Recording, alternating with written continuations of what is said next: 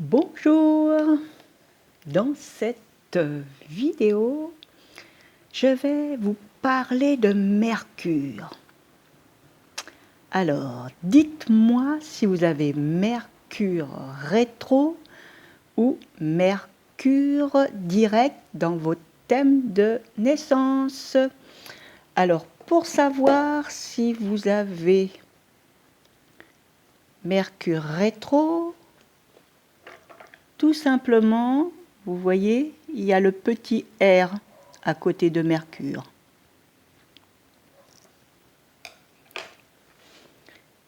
Mercure reprend sa marche directe le 19 août à 11 degrés du Lion. Il a commencé sa phase rétro avec l'éclipse du 13 juillet, c'était à peu près à 23 degrés du Lion. Donc, vous voyez, sa marche rétro s'est faite à peu près sur 12 degrés, ce qui équivaut à, je dirais plus exactement au deuxième, vous voyez, deuxième décan du Lion et les tout premiers décans les degrés du troisième décan. C'est important de savoir si vous faites partie de ceux qui ont Mercure rétro ou Mercure direct, parce que si vous faites partie de ceux du groupe, par exemple, qui a Mercure rétro dans son ciel de naissance, c'est que vous n'allez pas réagir de la même façon les phases rétro de Mercure. Et si vous faites partie du groupe de ceux qui ont Mercure direct, et vous pouvez vivre difficilement ces phases de Mercure rétro, peut-être être plus déstabilisé. Ensuite, il y a une autre catégorie, il y a ceux qui ont Mercure direct, mais avec le Soleil devant et Mercure est derrière, vous voyez, ou alors Mercure est devant et le Soleil derrière. Tout pareil comme Mercure rétro. Vous voyez, Mercure rétro avec le Soleil devant, ou alors le Soleil derrière Mercure. Mais là, j'en parlerai pas dans cette vidéo, mais je vous mettrai quand même le lien d'un article par rapport justement à ces phases particulières. Ce qui nous intéresse dans cette vidéo, c'est une réflexion que j'ai eue ce matin. Alors, c'est pour déterminer à quel niveau du cycle le travail que vous allez entreprendre au niveau de tout ce qui touche la symbolique de Mercure. Alors, c'est la communication, c'est les échanges, c'est l'entourage. Qu'est-ce qu'il y aurait d'autre aussi? Bon, Mercure est en lien aussi avec l'apprentissage. L'apprentissage scolaire. Et tout particulièrement au moment de l'adolescence, les personnes qui ont Mercure rétro, ils l'ont très certainement ressenti. Voilà, c'est quelque chose de très particulier. Ensuite, c'est vrai qu'il faut voir les aspects ensuite. Et lorsqu'on a Mercure rétro, c'est intéressant de calculer à quel moment, vous voyez, par rapport aux éphémérides, alors il y a le jour de naissance, par exemple vous êtes né un 12 juillet, vous prenez comme référence le 13, ça va faire 1 an, et supposons que Mercure redevient direct, par exemple, 10 jours plus tard, vous voyez. Donc, c'est à peu près à l'âge de 10 ans qu'il y a quelque chose qui va se mettre en route sur le plan intérieur, psychique, au niveau inconscient, au niveau du comportement aussi, comportement au niveau de la communication, et le fait peut-être d'avoir des portes qui s'ouvrent plus facilement au niveau de la compréhension. Vous savez, quand vous êtes amené à analyser, par exemple, au niveau des mathématiques, par exemple, vous voyez, je donne un exemple, hein. Et voilà, c'est la compréhension au niveau de l'analyse, elle se fait complètement différemment. Et lorsque Mercure est rétrograde, on peut justement avoir du mal à comprendre. Et c'est vrai que à l'école, voilà, il y a un stéréotype, vous voyez, il y a un modèle établi, et c'est vrai que les personnes qui ne rentrent pas dans ce cadre, elles peuvent être justement, on les met dans une autre case, et voilà, elles sont mises à part. Et c'est très intéressant justement par rapport à ce Mercure rétro, lorsqu'il est natal, de savoir à quel moment il va redevenir direct. Voilà, il suffit d'avoir les éphémérides. Ça, on peut les trouver sur Astrodian ou Astrodine. Voilà, c'est lorsqu'on a l'accent.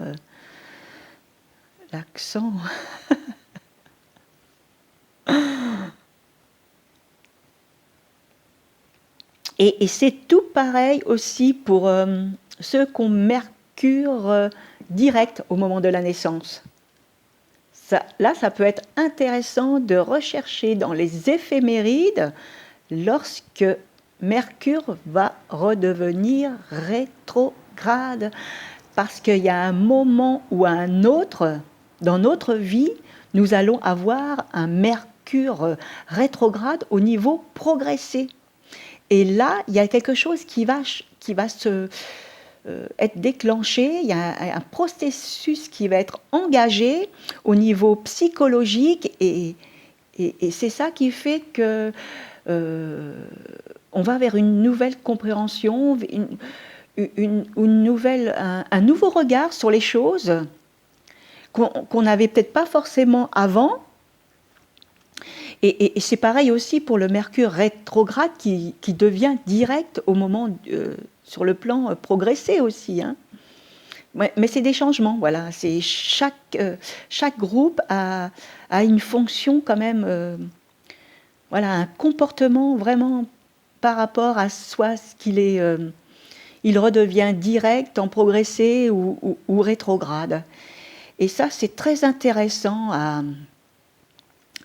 étudier. Alors, il y a un autre truc aussi que je voudrais vous parler, justement, que j'ai médité ce matin. C'est par rapport à la position de Mercure rétro dans le ciel actuellement. Vous voyez, actuellement, on le voit, il est dans le signe du Lion. Mais dans votre natal, il est où Mercure? Vous voyez, parce que c'est un cycle. C'est intéressant de voir à peu près au niveau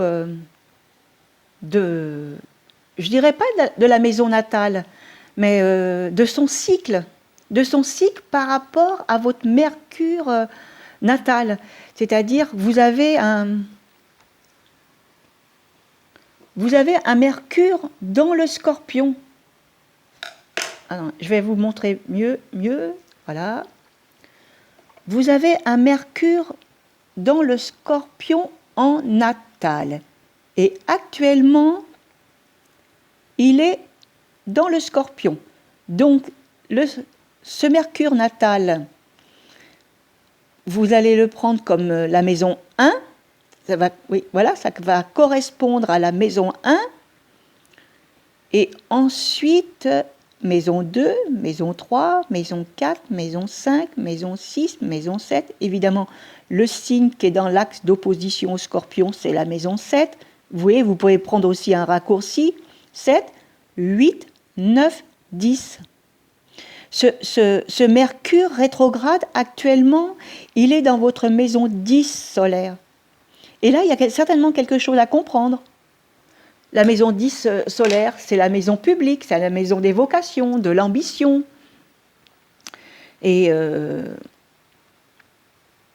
c'est une façon de se mettre en lumière. C'est peut-être aussi recevoir des honneurs, vous voyez, ou des prix, satisfaction par rapport aux autres, vous voyez.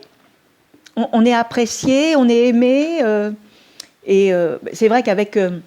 là, c'est dans la symbolique de la maison 10, mais avec Mercure, il peut s'agir aussi une mise en lumière au niveau, par exemple, d'un article que vous auriez écrit ou d'un livre. Vous voyez, quelque chose de littéraire, ou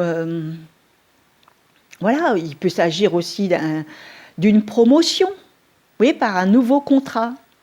Il y a plein de choses comme ça. Et là, ça peut être intéressant, parce que ce qui est intéressant dans cette réflexion, ça permet justement de dégager, de sortir de la sphère personnelle et l'interprétation classique, vous voyez, traditionnelle. Là, on part du cycle. On part du cycle par rapport à votre Mercure natal, et on va rechercher la maison solaire, la maison mercurienne, si vous voulez, parce que là, il s'agit de Mercure, donc la maison de mercurienne, pour voir à un autre niveau, parce que bon, il y a la maison natale, mais à un autre niveau, ce que Mercure il a à vous apprendre, à vous apporter comme message. En plus, c'est le messager du zodiaque. Donc, essayez comme ça de faire cette petite recherche, et vous allez voir, vous allez être certainement surpris par la réflexion que cela va vous susciter.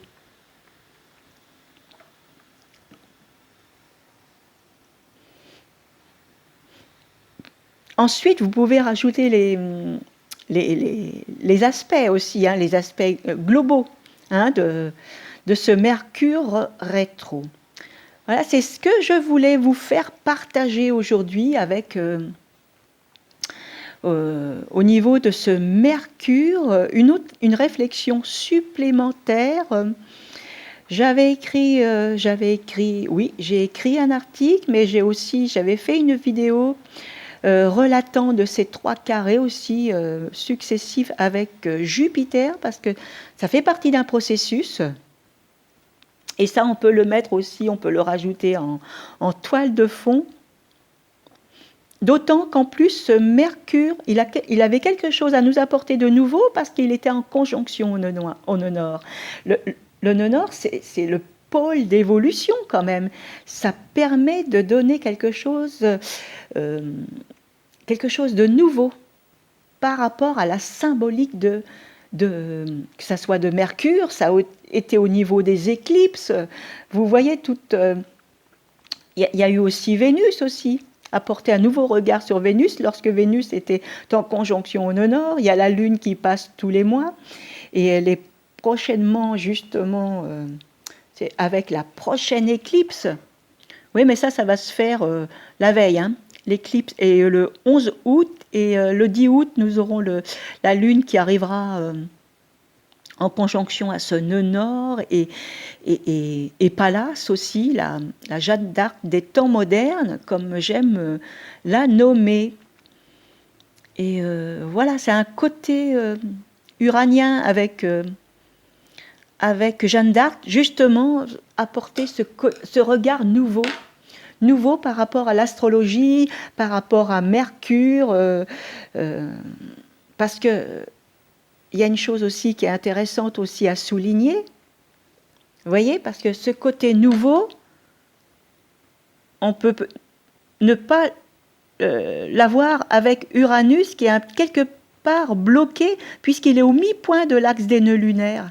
Vous voyez, donc là, c'est contre contre la symbolique d'Uranus parce qu'il y a, vous voyez, il est au mi-point de l'axe. Donc le nœud sud, c'est le passé, relatif au passé. Le nœud nord, par rapport à l'évolution, ce qu'on doit développer dans cette vie.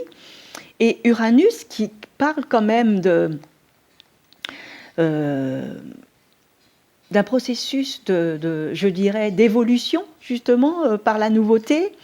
Et là, il est au mi-point de l'axe. Et si, justement, cette nouveauté, elle ne vient pas d'Uranus, ben, elle ne peut venir que de Mercure, qui est conjoint au nœud nord, et en plus, qui a été justement dans un processus de phase rétro à proximité de ce nœud nord.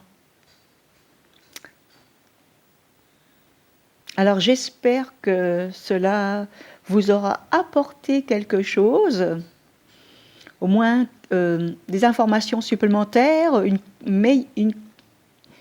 compréhension plus approfondie et des clés pour aller plus loin sur votre chemin.